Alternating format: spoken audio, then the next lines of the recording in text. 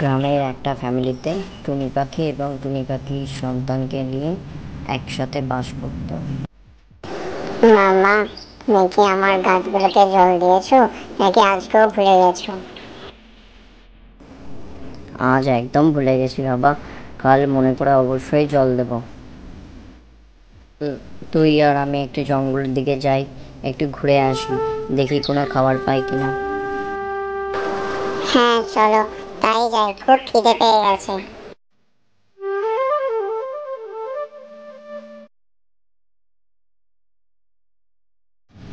যজ্ঞ, তুমি যাই বলো, তুমি ভালো, কিন্তু আমার আর সহ্য হচ্ছে না।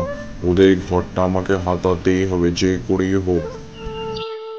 চলো কাল সকালে ওদের বাড়ি যাই, ওদের ঘর থেকে বিদায় হতে বলি। ওদের যদি একবার আমরা বিদায় করতে পারি তাহলে পুরো ঘরটাই আমরা পেয়ে যাবো, কি বলো?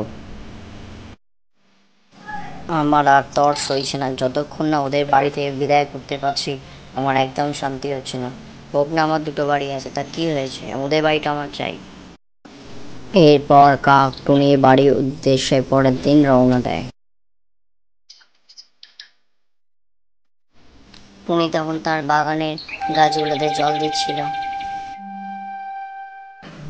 2-3 দিন জল না পেয়ে গাছগুলো একদম শুকিয়ে গেছে।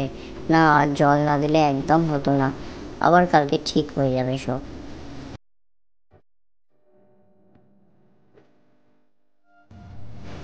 অনেক দিন হয়ে গেছে, তুমি এবার আমাদের ঘর আমাকে খালি করে দিতে হবে তোমাকে।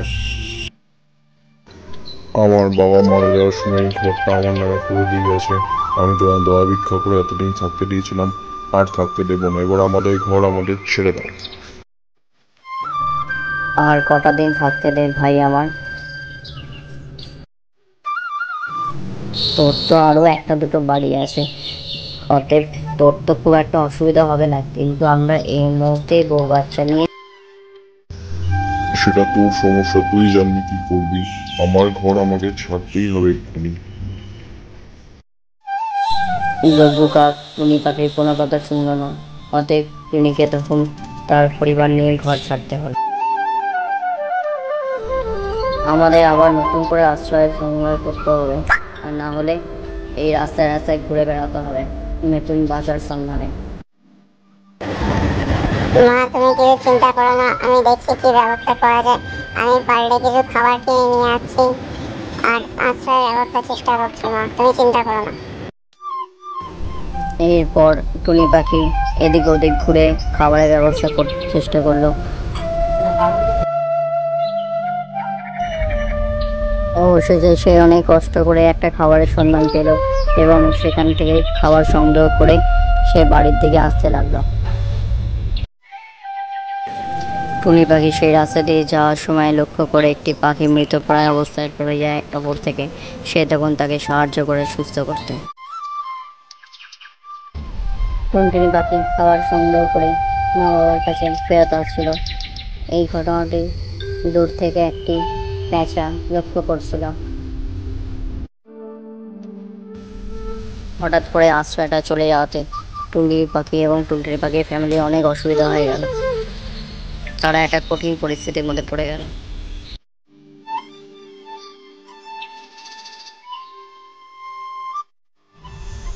অনেকক্ষণ ধরে কিছু খাইনি, খুব খিদে পেয়ে গেছে।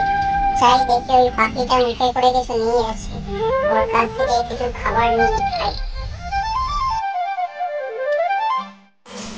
টুনি পাখির বাচ্চারা অনেক অনুরোধ সত্ত্বেও যজ্ঞ কাক তার কথা রাখেনি। সে তাদের বাড়ি ছাড়া করতে বাধ্য করে।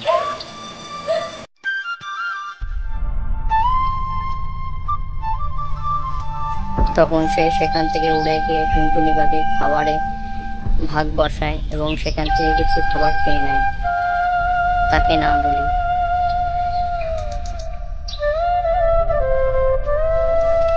টুনটুনি পাখি তখন বেশ আনন্দ করে খাবার দাবার খেতে লাগলো এবং তারপরে কিছু খাবার খাওয়ার জন্য নিয়ে যাবে।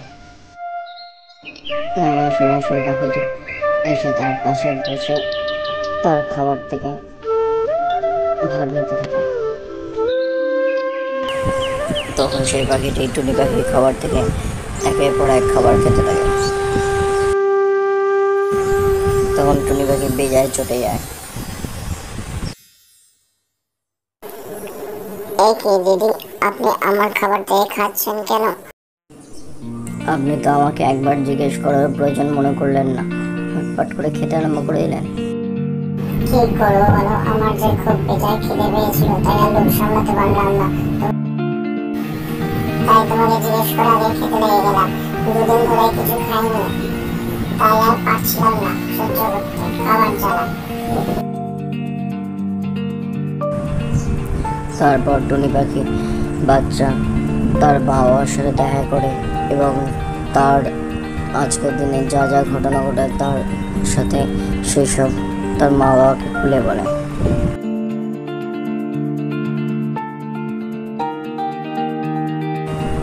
এমন সময় কিছুক্ষণের মধ্যে সেই বৃদ্ধ পেঁচাটি তাদের মধ্যে এসে উপস্থিত হয়।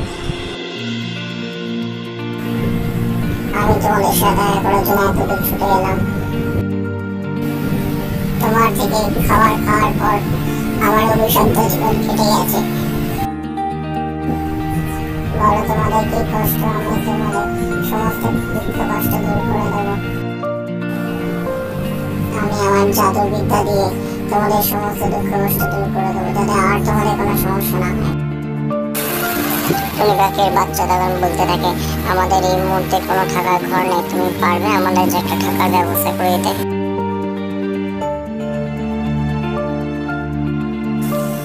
আমাদের কাকা আমাদের থেকে সমস্ত ঘর দৌড় ছিনিয়ে নিয়েছে, যার জন্য আমরা পথে বসে গেছি। আমাদের একটা ঘর হলে, আশ্রয়ের জায়গা হলে খুব সুবিধা হয়।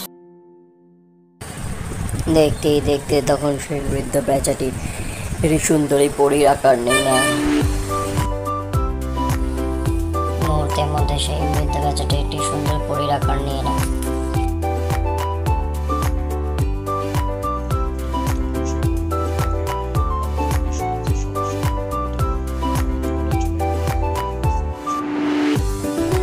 এই নাও তোমাদের জাদুর কদম বাড়ি।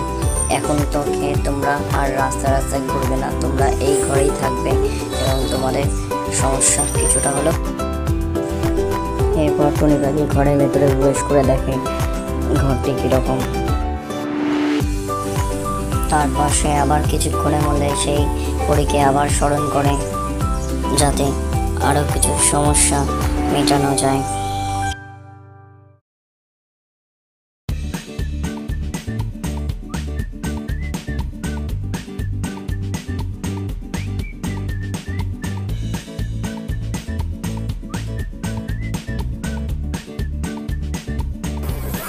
কিন্তু পরি দিদি, আমাদের এই যা ঘর, এতে তো আমাদের সমস্যা হয়তো মিটে যাবে, কিন্তু বাকি সব পাখিদের তো সমস্যা মিটবে না।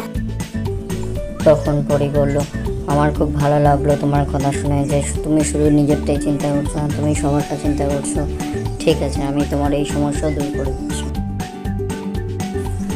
তখন পরি তার জাদুর দ্বারা সেই ছোট্ট কদম বাড়িটাকে আরো বড় করে দেয়, যাতে অনেক পশু পাখি সেখানে আশ্রয় নিতে পারে।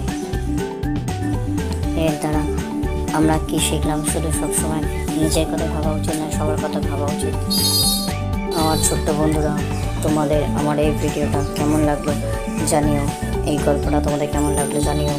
কমেন্ট করো, সাবস্ক্রাইব করো এবং পাশেটার বেল আইকনটা প্রেস করো, যাতে আমাদের পরবর্তী ভিডিও পেতে তোমাদের কোনো অসুবিধা না হয়।